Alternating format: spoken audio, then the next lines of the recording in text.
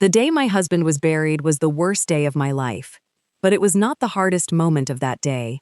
The hardest moment came later, inside the house I had lived in for 31 years, when my own son raised his hand and slapped me across the face. I still remember the sound more than the pain. It was sharp and loud, like a door slamming shut on everything I thought I knew about my child. The room went quiet.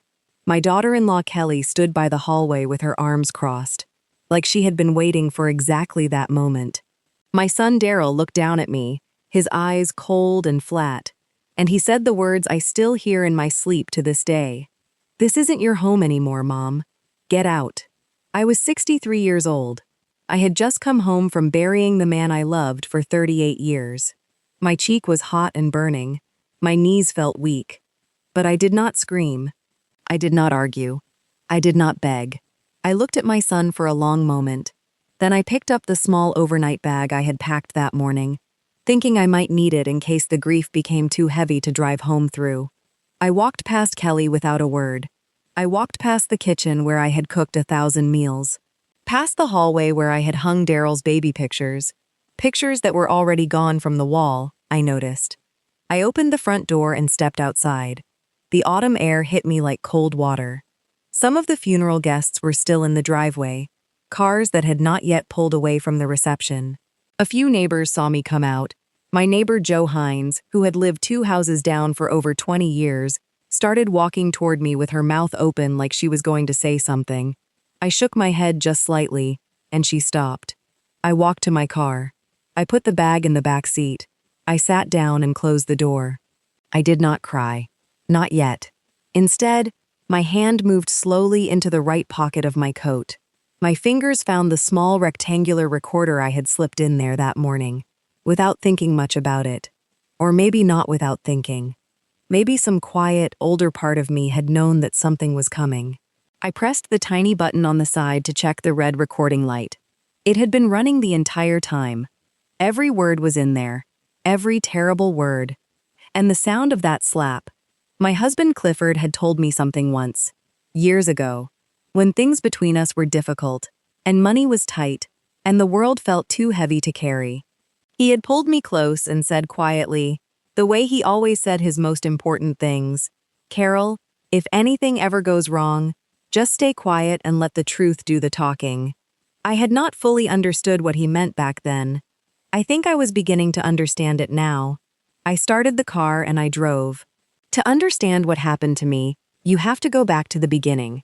You have to go back to a small apartment in Portland, Oregon, where a 24-year-old woman named Carol Boyce was working double shifts as a nursing assistant and trying to figure out how to pay her rent and her mother's phone bill at the same time. That was where I met Clifford Campbell. He was 27, tall, with a slow smile, and hands that were always warm even in the coldest winter months. He worked at a shipping warehouse then. He was not rich, he was not flashy, but he was steady, and steady was exactly what I needed. We got married in 1986, in a small church with about 40 people and a cake my mother made from scratch. We did not have much, but we had each other, and we had plans. Over the years, Clifford moved from the warehouse into logistics management. He was smart, and he worked hard. But it was my income that kept us afloat through the early years. I went from nursing assistant to licensed practical nurse to registered nurse over time. I worked long hours. I worked holidays and birthdays. I worked through school plays I missed and class trips I had to wave goodbye to from the driveway. I was proud of that work. It was hard and real, and it mattered. When our son Daryl was born in 1989, he was the most beautiful thing I had ever seen in my life. Clifford cried at the hospital, which was the only time I ever saw my husband cry, until the very end. We saved for years to buy the house on Marble Creek Road in Shelton, Washington. 3 bedrooms, a backyard with a big oak tree, and a kitchen with yellow tile I always meant to replace but never did. We put 30% down, and the mortgage, those long, steady monthly payments stretched across 20 years, came mostly from my paycheck. My name was on that loan right alongside Clifford's. That was just a fact. A quiet, legal, unargued fact that neither of us had ever discussed much because it simply was what it was. Daryl grew up in that house. He learned to ride his bike in that driveway. He broke his arm falling out of the oak tree. He brought his first girlfriend home to that living room. We loved him with everything we had, Clifford and I. But children grow up. And sometimes when they grow up, they change. Not always in the ways you hope. Daryl met Kelly Huggins at a company conference when he was 32. Kelly was pretty and sharp, and she had a way of looking at a room and calculating its worth in about 10 seconds flat. I noticed that about her from the very first dinner we had together. She looked at our house the way a real estate agent looks at a listing. Her eyes moved across the ceilings and the square footage, and she smiled at me with her mouth, but not really with her eyes. I told myself I was being unfair. Mothers can be unfair about the women their sons choose to love. I tried to open my heart to Kelly. I cooked her favorite meals when she visited. I remembered her birthday. I asked about her work. But the warmth never fully came back. Kelly tolerated me. That was the most honest word for it. She tolerated me the way you tolerate a slow elevator, politely, barely. The years moved on. Daryl and Kelly got married and bought their own house across town. They had a daughter named Paige, who was the brightest light in my week every single time I saw her. For a while, things felt almost normal. Then Clifford got sick. It started with tiredness. Just fatigue, the kind a man in his early 60s might feel, and blame on getting older. But the tiredness grew deeper. Then the cough came. Then the weight started falling off him like leaves in October. The doctors found the cancer in January. By March, they were talking about palliative care. I took early retirement from the hospital to be with him. 31 years of nursing, and I used every single thing I had ever learned to care for my husband in that house on Marble Creek Road. I monitored his medications. I spoke with his doctors. I sat beside him every night and held his hand until he fell asleep, and I was still there when he woke up in the morning. During those months, I noticed Daryl and Kelly coming around more often. At first, I thought it was love. I thought they were coming to be with Clifford, to sit with him, to say the things that needed to be said before time ran out. And Daryl did love his father. I believe that even now. But Kelly's visits had a different quality. She asked questions about the house, about whether the roof had been recently replaced, about whether Clifford had updated his will. I pushed the thought away every time it surfaced. I told myself I was just being paranoid. Clifford, though, was not paranoid. He was clear-eyed even as he grew weaker. In his last few weeks, I noticed him having quiet conversations with his attorney, Carl Connor, who had handled our family's legal matters for 15 years. Carl would arrive in the late morning when Daryl and Kelly were not around. He and Clifford would close the bedroom door and speak in low voices for sometimes an hour at a stretch. I did not ask what they discussed. I respected my husband's privacy, even then.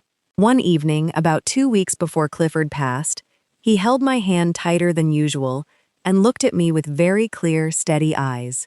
He said, "Carol, I need you to promise me something. If anything happens after I am gone, do not sign anything Daryl puts in front of you without calling Carl first." Not a single paper. Do you hear me? I told him yes. I told him I heard him. I thought he was just being careful the way sick people sometimes get careful, worrying about all the things they are leaving behind them in the world. But my husband was not just being careful. My husband was being wise. Clifford Campbell passed away on a Tuesday morning in September, with the sun coming through the bedroom window and his hand resting inside mine. He was 64 years old. He had been a good man, flawed, the way all people are flawed, but good in the deep and honest ways that count the most. The funeral was held at Grace Community Church, the same church where his mother had been baptized 60 years before. The whole community came out. Clifford had been a quiet man but a known one. His co-workers, old neighbors, his bowling league friends, men like Leroy Head who had known him since the early warehouse days.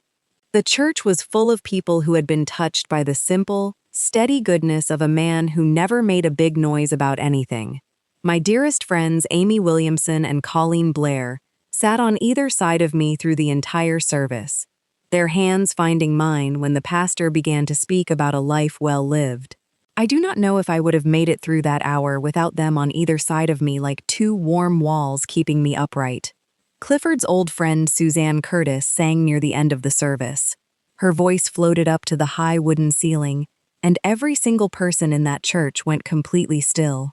After the burial, we went back to the house. People brought food.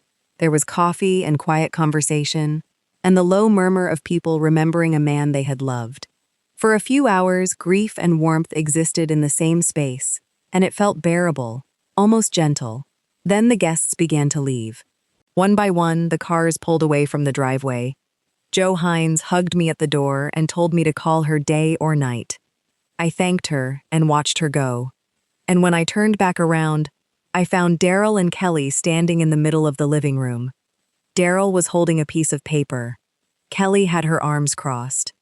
Something cold moved through me. "Mom," Daryl said, "we need to talk about the house." I kept my voice steady. I asked him what he meant. He said the house would be his now, that it was what his father would have wanted, that I was getting older, and it was not practical for me to live alone in a 3-bedroom house. That Kelly's mother needed a place to stay, and it made better sense for the family this way. I said my name was on the mortgage. Kelly made a small sound, almost like a laugh. Daryl stepped closer. He said that did not matter. He said I should just sign the paper and stop making things difficult. He said I was being selfish. And then I said something I probably should not have said in that moment. But I was 63 years old, and I had just buried my husband, and I was so very tired. I said, "Daryl, I will not sign anything today. Not without speaking to Carl first." That was when he slapped me. I have told you about that sound already. The sharp crack, the burning cheek, the cold look in his eyes. "This isn't your home anymore, Mom. Get out." And then I was standing on the front steps with my bag, and the neighbors were watching, and I was walking to my car. I drove to Amy Williamson's house, about 12 minutes away on a quiet street lined with tall pine trees that always made the road look like something out of a Christmas card. When I knocked, she took one look at my face and pulled me inside without a single word. I sat down at her kitchen table. She made tea. She did not ask any questions. She just sat across from me with the patient love of a woman who had been my friend for over 30 years. I reached into my coat pocket and placed the recorder on the table between us. I pressed play. The room filled with the sounds from that living room. Daryl's voice, flat and hard. Kelly's silence. My own voice, steady and careful, saying I would not sign. And then, as clear and awful as anything I had ever heard in my life, the crack of an open hand against a cheek, and the words that came after it. Amy did not move. She sat completely still. Her face had gone white. I pressed stop. Then I reached back into my bag, feeling through the fabric the way your hands do when your mind is too full of grief to think straight. And my fingers found something I had not put there myself. A small folded piece of paper, pressed into the inner lining of the bag like someone had tucked it there quietly and carefully and with intention. I pulled it out slowly. I unfolded it. The handwriting was Clifford's. His careful, slightly slanted letters. The same handwriting that had been on 38 years of birthday cards and grocery lists and small love notes left on my pillow when I worked the night shift and came home to an empty house. I read it once, then I read it again. My hands were shaking so badly that Amy reached across the table and held them steady. It said, "Carol, go to First National Bank on Harbor Street. Ask for safe deposit box 447. The code is your mother's birthday. Everything you need is inside. I am sorry I could not protect you better while I was here. I love you more than you will ever know. Always, Cliff." I looked up at Amy. She was staring at me with tears running quietly down her face. I did not know what was in that box. I did not know what my husband had left behind for me, or why, or how long he had been planning for a moment he prayed would never come. But I knew Clifford Campbell, and Clifford Campbell never did anything without a reason. I folded the note carefully and pressed it flat against my chest, right over my heart. Whatever was waiting for me at that bank on Harbor Street, I was going to find it. And something deep in my bones told me that whatever it was about to change absolutely everything.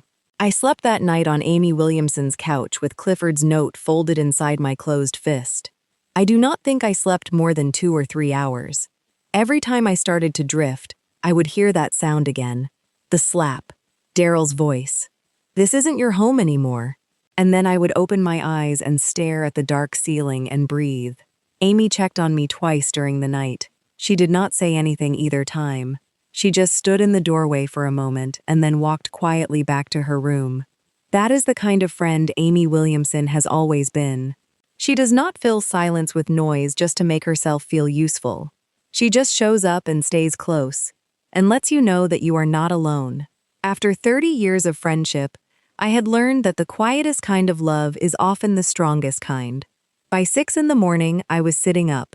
By 6:30, I had made coffee and written down everything I needed to do. My hand was steady. My mind was clear. Grief had not left me. It was still sitting right there in my chest like a heavy stone. But there is something that happens to a woman when she has been hurt badly enough by someone she trusted. Something shifts. The sadness does not disappear, but it steps to one side and lets something else come forward. Something quiet and serious and absolutely unafraid. The bank opened at 9. I was at the door by 8:55. First National Bank on Harbor Street was a tall, old building with marble floors and high ceilings. The kind of building that makes everything inside it feel very serious and very permanent. I walked to the front desk and asked for access to Safe Deposit Box 447. The young woman at the counter asked for my identification and my key. I told her I did not have a key, that my husband had recently passed away, and he had directed me to this box.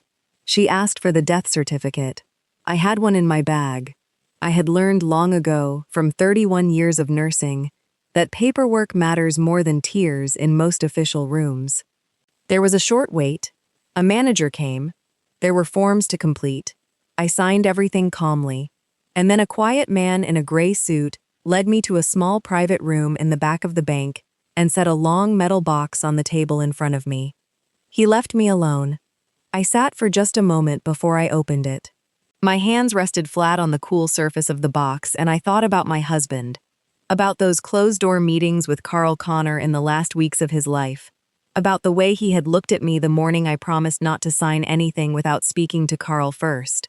Clifford had been planning this, while he was fighting for his breath, while the cancer was taking him piece by piece. Some part of him had been quietly and carefully building a floor under my feet, so that when the worst happened, I would not fall all the way through. I opened the box. Inside was a sealed envelope marked with Carl Connor's law firm address and the words "Supplemental Will of Clifford R. Campbell."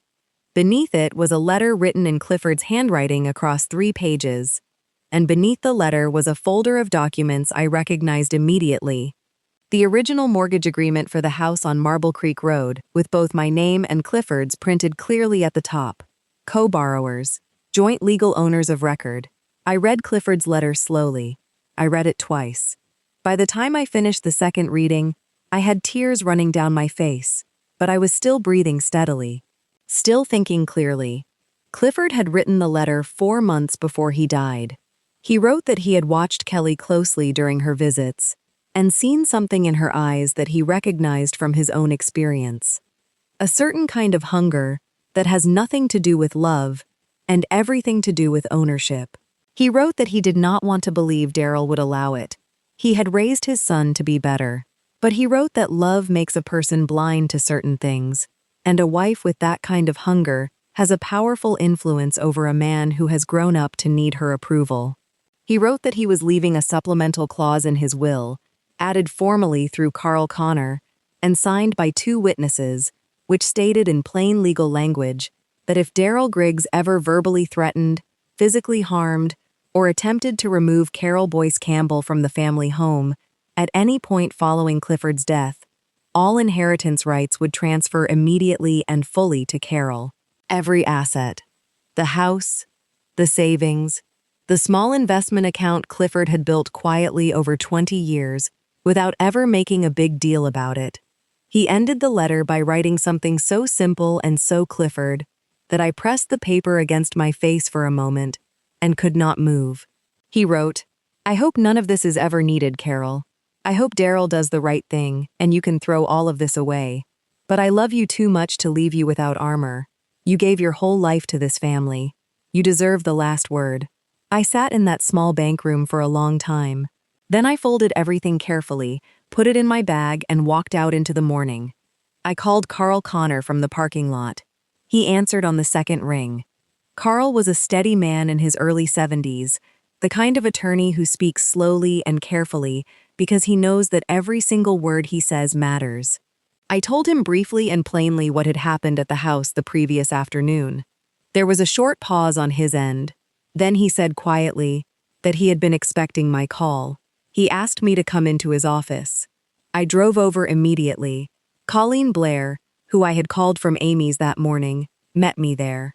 She sat beside me in Carl's office the same way she had sat beside me at the church. Solid, present, not going anywhere. Carl reviewed the supplemental will with great care. He examined the recorder and confirmed that the audio recording was legally admissible in the state of Washington.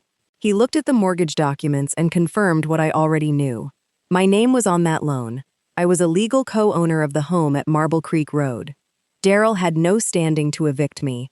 He had no authority to sign anything over to Kelly's mother.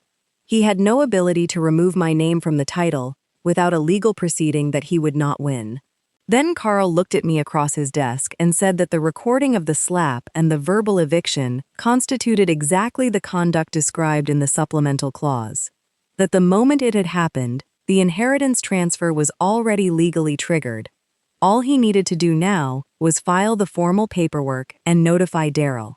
Carl suggested we call a formal family meeting rather than sending a letter. He said he had found over the years that these matters went more cleanly when everyone was in the same room and there was no room left for denial. I agreed. I went home to Amy's house and waited. The meeting was set for the following Saturday morning. I did not attend to punish my son. I want to be clear about that. I attended because I had lived in that house for 31 years. I had earned every square foot of it. I had held that family together through hard years and lean years, and the kind of invisible hard work that nobody ever puts a name to because it is just expected of mothers. I attended because Clifford had asked me to let the truth do the talking, and the truth was ready. Carl called it an estate meeting and sent formal notice to Daryl at his address. The location was Carl's conference room on the 3rd floor of his office building. When I arrived with Amy and Colleen, Daryl and Kelly were already seated at the far end of the long table. Daryl looked pale. Kelly sat very straight with her hands folded in her lap, her eyes moving quickly around the room trying to calculate something. Carl opened the meeting with procedural language, legal terms, the kind of dry professional speech that sounds almost boring until you realize what it is actually saying. He laid out the documents on the table. He explained the supplemental will and its clause in plain language, reading the key section aloud word by word. Kelly's face changed about halfway through. Daryl had gone very still. Then Carl said, "Before we proceed, I am going to play an audio recording that was captured at the family home on the afternoon of September 17th. He pressed play. The small speaker on the conference table filled the room with everything that had happened in my living room that afternoon. My voice, careful and clear, saying I would not sign without speaking to Carl. Daryl's voice rising. Kelly's voice from the hallway, sharper than I had even remembered, saying, "Go on, tell her." And then the sound that had been living in my chest for a week and a half. That crack. Open hand against cheek. And then the words in Daryl's voice, hard and certain. "This isn't your home anymore, Mom. Get out." Carl pressed stop. The room was completely silent. Daryl's head had dropped. He was staring at the table. His hands, I noticed, were shaking. Kelly opened her mouth. Carl raised one hand calmly and said that under the terms of the supplemental will, the clause had been triggered at the moment the incident on the recording occurred, and that the legal transfer of ownership and inheritance rights to Carol Boyce Campbell was now being formally filed with the court. He said Daryl should make arrangements to speak with his own attorney, though he cautioned that the case for contesting the clause was extremely weak given the clarity of the recording and the documentation. He set down the pen. He folded his hands. He waited. Kelly stood up and said something fast and angry that I will not repeat here. Then she picked up her bag and walked out of the conference room without looking at anyone. The door closed behind her. Daryl did not move for a long time. When he finally looked up at me, his face had changed in a way that I had not seen since he was a small boy who had broken something and knew it. He looked younger suddenly, and terribly, completely lost. He said, very quietly, "Mom." I looked at my son, my only child, the boy I had rocked to sleep 1,000 times in that house on Marble Creek Road. I felt the grief of all of it so strongly in that moment that it nearly took the breath out of me. But I did not move. Over the weeks that followed, Carl filed the paperwork. The house transferred fully to my name. With no rental income coming in, and the salary from his job suddenly stretched far thinner than he had planned, Darrell found himself in serious financial difficulty. The house he and Kelly owned across town had a mortgage that depended on the inheritance he had expected. Without it, the numbers did not work.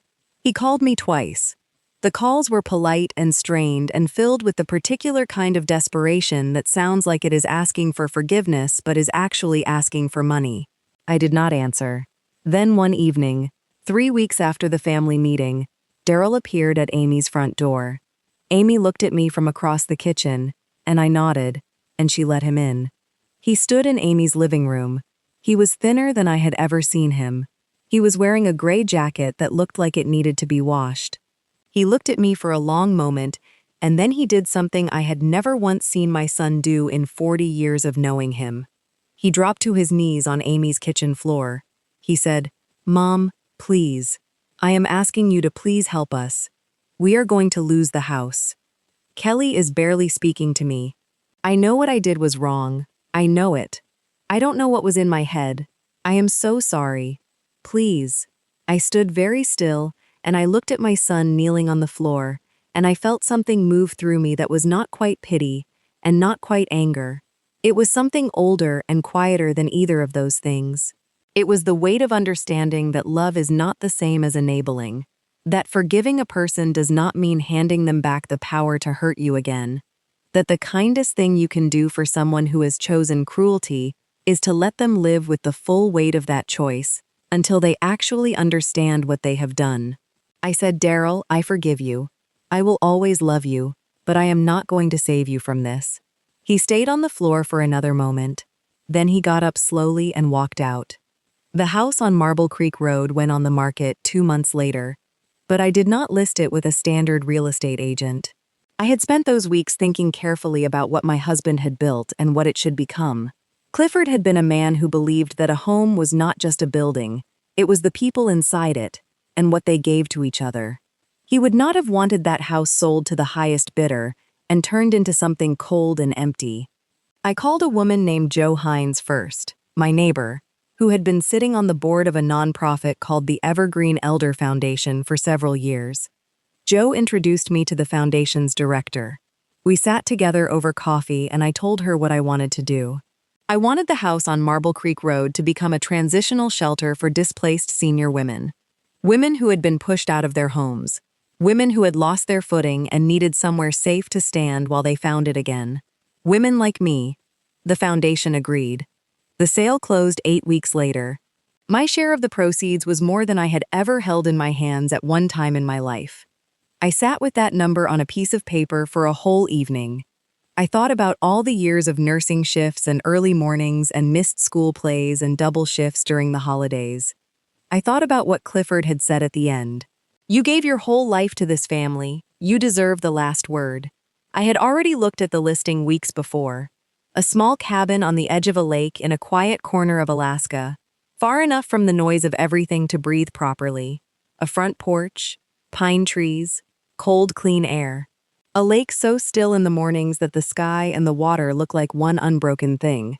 I bought it on a Tuesday. I packed everything that mattered into 2 suitcases and the back seat of my car.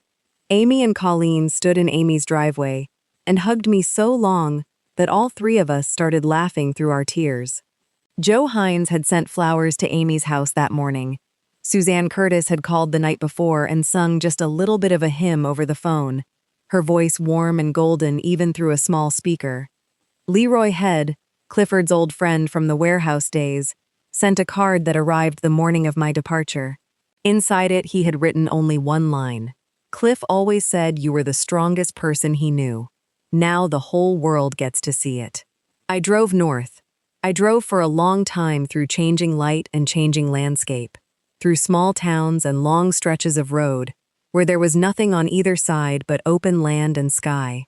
And somewhere along the way, something I had been carrying since the morning I buried my husband began to loosen, just slightly, like a knot giving way. When I crossed into Alaska, I pulled over for a moment on a long, empty road. I turned off the engine. The quiet was enormous. It was the kind of quiet that does not feel empty. It feels full. Full of birds somewhere in the trees, and wind moving through tall grass, and the sound of water not far away. I thought about Clifford in that quiet. I thought about the note he had tucked into my bag, the safe deposit box, the letter written in his careful, slanted handwriting while his body was failing him, thinking of me, protecting me, making sure I had something solid to stand on when the world went sideways. I thought about my son on his knees on a kitchen floor, and the long, hard road of reckoning that lay ahead of him. I hoped he would walk it honestly. I hoped he would come out the other side a different and better man. I could not do that work for him. Nobody can do that work for another person. But I could leave the door of forgiveness open without letting him walk back through it, carrying the same hands that had hurt me. I could love my son from a distance and take care of myself up close. I started the engine again and kept driving. The cabin was everything the listing had promised. Small and clean and solid, with wide floorboards and a stone fireplace, and a back window that looked directly out over the lake. I stood in the middle of it the first afternoon and turned slowly in a full circle and felt something I had not felt in so long that I had almost forgotten what it was called. Peace. Not the peace of things being perfect, because they were not perfect. My husband was gone. My son had made choices that had cracked something between us that would take years, maybe forever, to properly heal. I was starting over at 63 in a cabin in Alaska, with 2 suitcases and a whole unknown life ahead of me. But the peace was real anyway, because I was standing on ground that was mine, ground I had earned and chosen with my own full heart. Nobody had given it to me, and nobody could take it away. On my second morning in Alaska, I sat on the front porch with my coffee and watched the sun come up over the lake. The water turned pink and then gold and then a deep, steady blue. A bird I did not recognize sang 3 notes somewhere in the trees behind the cabin, over and over, like it was practicing something it intended to get exactly right. I thought about what Clifford had said, years ago, in that small apartment in Portland when we were young and broke and full of plans. He had looked at me with those warm eyes and said, "Carol, whatever comes, just stay quiet and let the truth do the talking." I had stayed quiet, and the truth had done everything. Not every story about a woman's strength looks like a fight. Sometimes it looks like a woman sitting on a porch in Alaska in the early morning, watching the light change on the water, knowing exactly who she is, and what she survived and what she built from the broken pieces of what she was left with. Sometimes the most powerful thing a person can do is refuse to shrink, refuse to disappear, refuse to let someone else's cruelty become the last word of her story. My name is Carol Boyce. I am 63 years old. I live in a cabin by a lake in Alaska, and this was my true story.